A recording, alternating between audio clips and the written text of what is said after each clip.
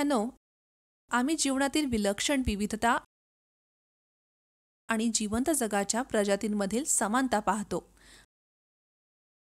आपल्याला माहिती आहे की पुनरुत्पादन ही एक जीवन प्रक्रिया आहे, जी पिढ्या आणि प्रजाती चालू ठेवण्यासाठी संतती निर्माण करते. पुनरुत्पादन प्रक्रिया सामान्यतः काही नवीन वैशिष्ट्ये असलेल्या व्यक्तींना जन्म देतात, त्यांच्या पालकांशी समानता असूनही.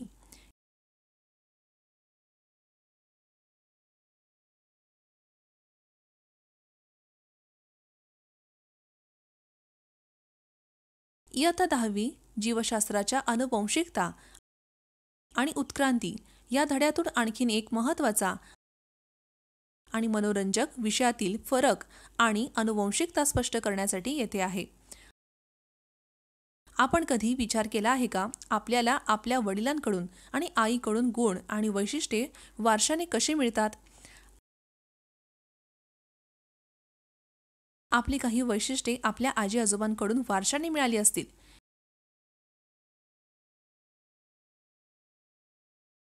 एका पिढीकडून दुसऱ्या पिढीला वर्णाचा वारसा कसा मिळतो? हे आपल्या पालकांकडून वारशाने मिळालेल्या जनुकांमुळे आहे. हे जीन्स भौतिक दृष्टिकोन आणि जैविक कार्यांसाठी जबाबदार आहेत.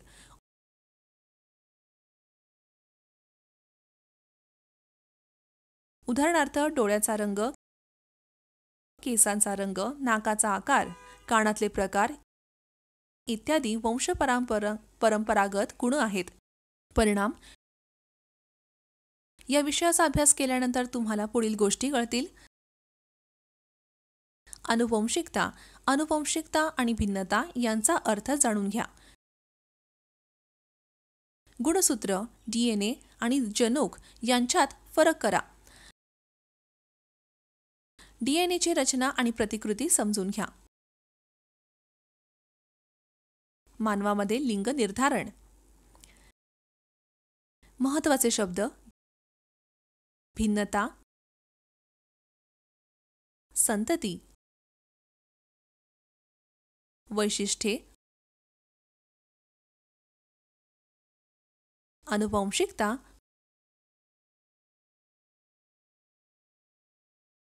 वारसा.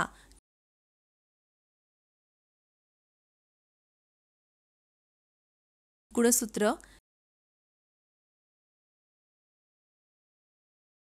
सेंट्रोमेअर, ऑटोसोम, मिश्र धातू.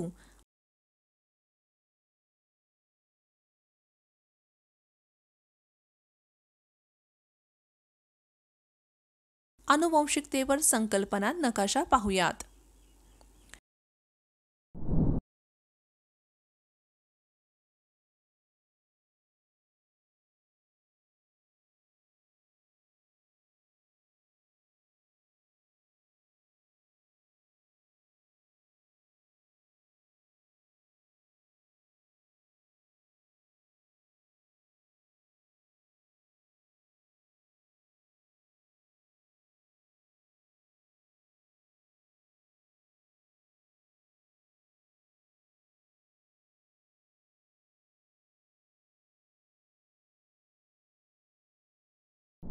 नवीन वर्ण आणि भिन्नता.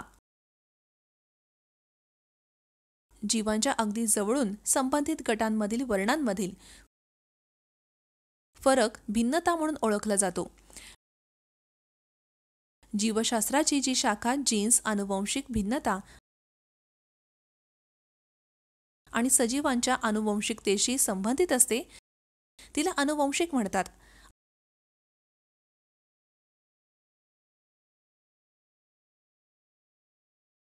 आनुवंशिकता म्हणजे एका पिढीकडून पुढच्या पिढीकडे पात्राचे संक्रमण.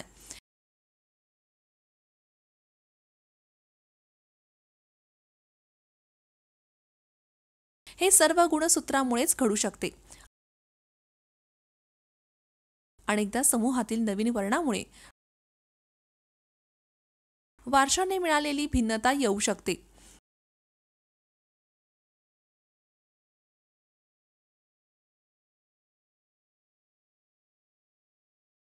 ग्रेगॉर जोहान मेंडेल यांनी अनुवांशिक क्षेत्रातील अग्रगण्य प्रयोग केले.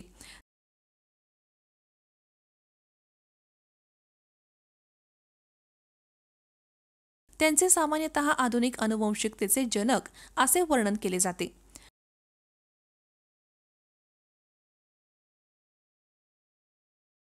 आम्ही पुढील विषयात मेंडेलियन कायदे आणि प्रयोगांवर चर्चा करू आणि येथे अनुवंशिकतेचा आधार म्हणून डीएनए बद्दल आपल्याला माहिती आहे. एखादी व्यक्ती आपल्या आजोबांसारखी दिसते आणि मुलगी तिच्या मावशीची फोटोकॉपी असल्याचे दिसते. सामान्यतः आपण अशा टिप्पण्या ऐकतो.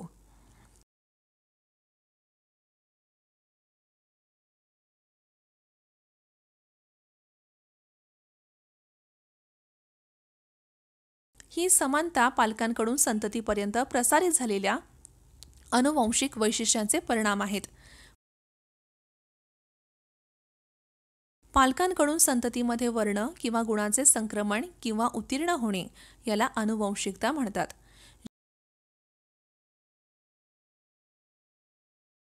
ज्या प्रक्रियेमध्ये गुण एका पिढीकडून दुसऱ्या पिढीकडे जातात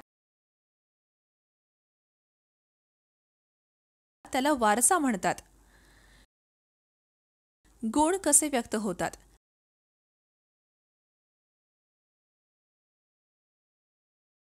मेंडेलने असे गृहीत धरले की प्रत्येक वर्ण किंवा गुणधर्म घटकांच्या जोडीमुळे किंवा ॲलेल्स किंवा समान गुणधर्माच्या विरोधाभासी अभिव्यक्तीमुळे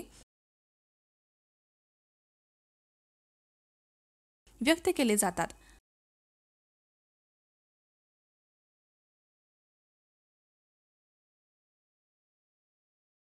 आता आपल्याला माहिती आहे की त्यांना जीन्स असे म्हणतात. जनुक हा प्रत्येक पेशीच्या केंद्रकात डीएनए नावाच्या न्यूक्लिक ॲसिडचा एक भाग असतो.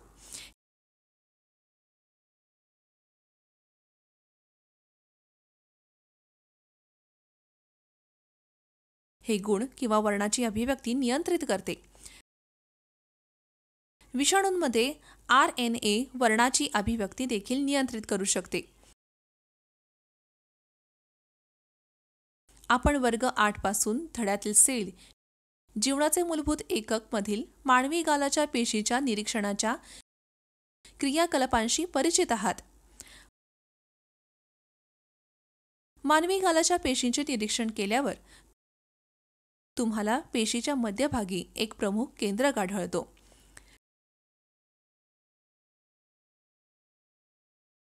लक्षात ठेवा की न्यूक्लिओप्लाझ्ममध्ये लांब पसरलेल्या आणि पातळ धाग्यासारख्या संरचनेला क्रोमॅटिन नेटवर्क म्हणतात.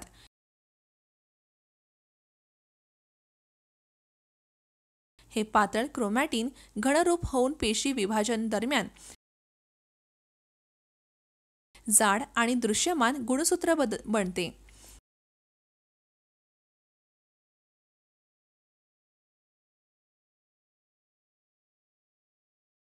गुणसूत्र 2 मुख्य पदार्थांनी बनलेले असते: प्रथिने आणि न्यूक्लिक ॲसिड. प्रत्येक गुणसूत्रात क्रोमॅटिड्स नावाचे 2 समांतर धागे असतात जे सेंट्रोमेअरने एकत्र धरलेले असतात.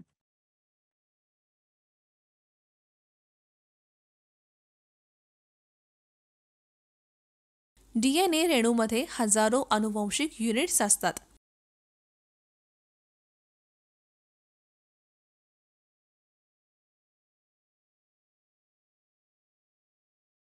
ज्यांना जीन्स म्हणतात.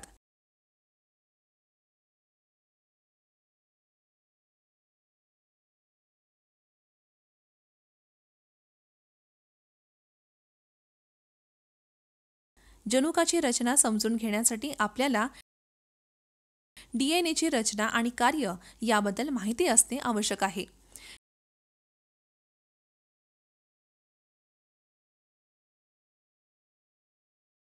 ही जनुके व्यक्तीमधील प्रत्येक गुण नियंत्रित करतात.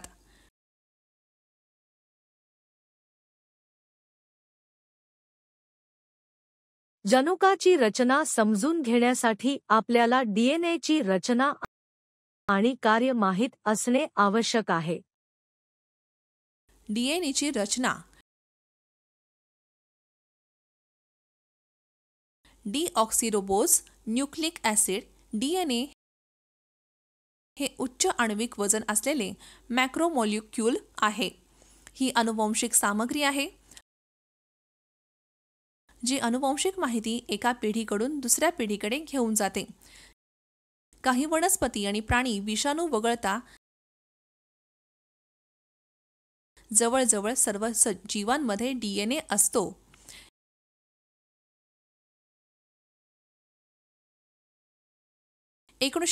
मध्ये डीएनएची तपशीलवार रचना केम्ब्रिज येथे फ्रान्सिस क्रिक आणि जेम्स वॉटसन यांनी तयार केली.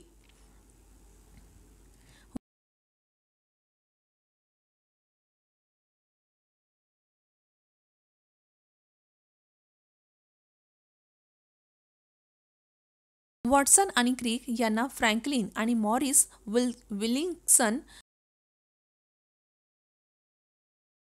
यांच्यासोबत नोबेल पारितोषिक संयुक्तपणे प्रदान करण्यात आले.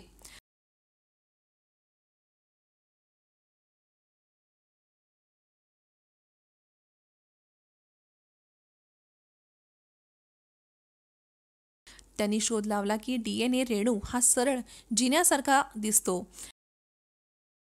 आणि त्याचा आकार दुहेरी हेलिक्स असा असतो.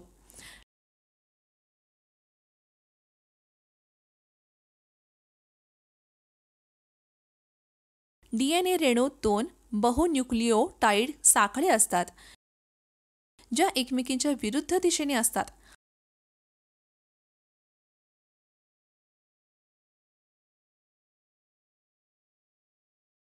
या दोन्ही साखळ्या एकमेकांत गुंतलेल्या असतात आणि एक साखळी दुसऱ्या साखळीभोवती हेलिकली स्वरूपात गुंडाळलेली असते. प्रत्येक बहुन्यूक्लियोटाइड साखळीत न्यूक्लियोटाइड घटकांची मालिका असते.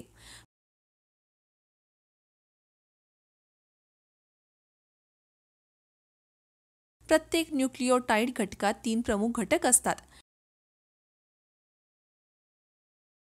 डीऑक्सिराइबोज साखर, फॉस्फेट, नायट्रोजनी मूलद्रव्य, बेस.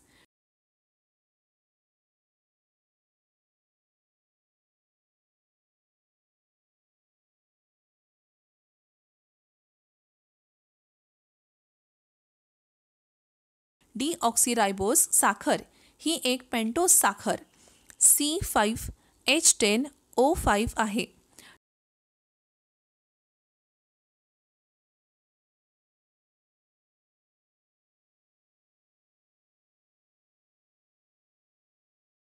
डीएनए मध्ये 2 प्रकारचे नायट्रोजनी मूलद्रव्य बेस असतात. प्युरिन, एडिनिन आणि ग्वानिन. पायरिमिडिन, सायटोसिन आणि थायमिन.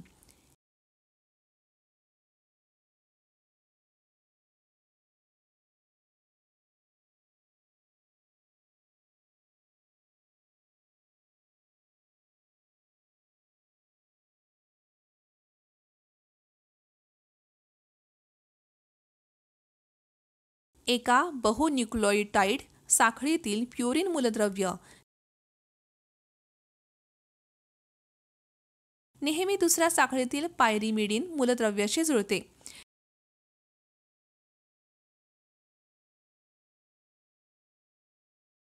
एडिनिन थायमिनशी आणि ग्वानिन सायटोनशी जुळते.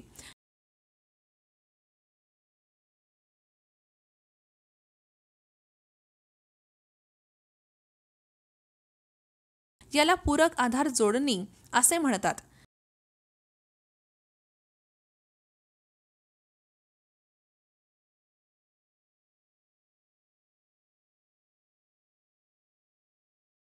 म्हणून डीएनए रेणूतील दोन्ही साखळ्या एकमेकींना पूरक असतात,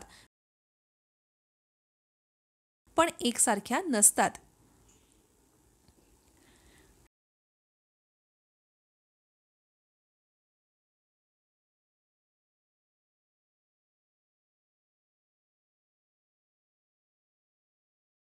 डीएनए प्रतिकृतीकरण. डीएनए विभाजनाच्या पेशी प्रतिकृतीकरणामुळे तयार होणाऱ्या कण्या पेशींना जनक पेशीप्रमाणेच समान प्रमाणात आणि समान आनुवंशिक सामग्री मिळाली पाहिजे.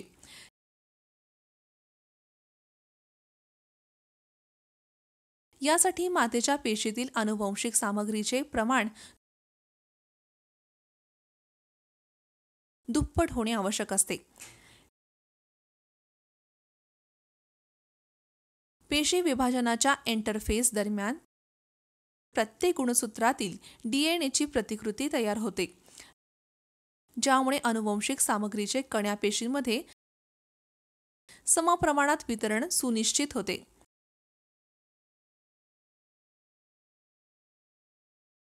या प्रक्रियेस डीएनए प्रतिकृतीकरण असे म्हणतात. ही प्रक्रिया वारशाच्या दृष्टीने अत्यंत महत्त्वाची असते.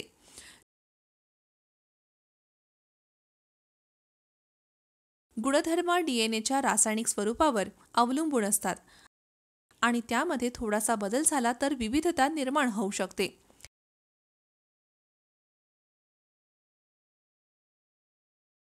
केसांचा रंग, त्वचेचा रंग इत्यादी गुणधर्माची उदाहरणे आहेत.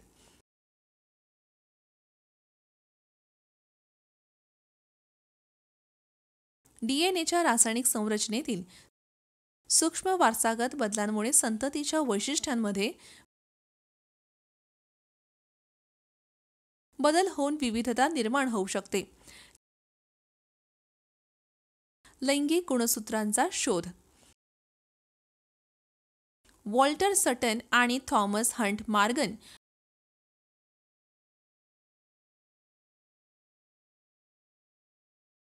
यांनी 1910 मध्ये कोलंबिया विद्यापीठात ड्रॉसोफिला मेलानोगास्टर या लहान फळमाशावर अभ्यास केला.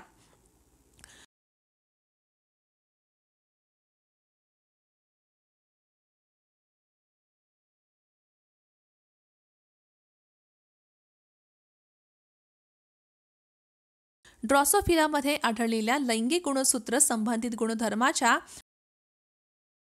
शोधामुळे हे सिद्ध झाले की जीन हे गुणसूत्रावर असतात.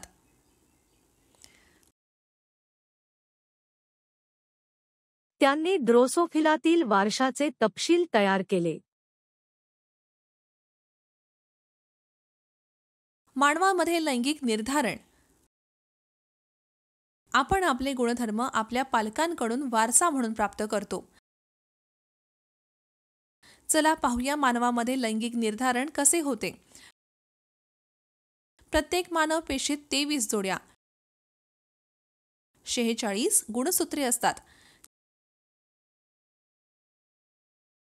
त्यांपैकी 22 जोड्या ही स्वायत्त गुणसूत्रे असतात.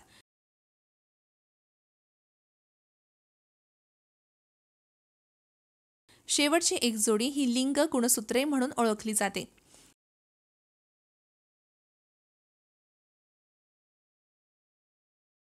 हे 2 प्रकार आहेत. एक म्हणजे X आणि दुसरा म्हणजे Y.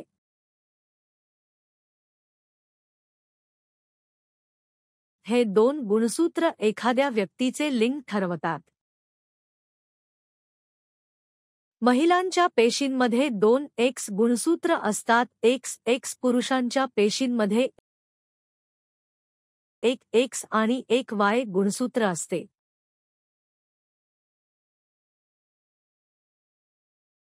सर्व गेमेट्स एका महिलेद्वारे तयार केलेले अंडाणू असतात.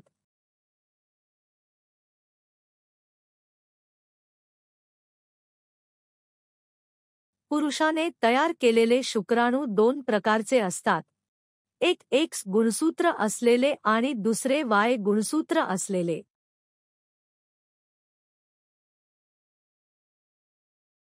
सर्व मुलांना त्यांच्या आईकडून X गुणसूत्र वारशाने मिळतील, मग ते मुलगा असो वा मुलगी.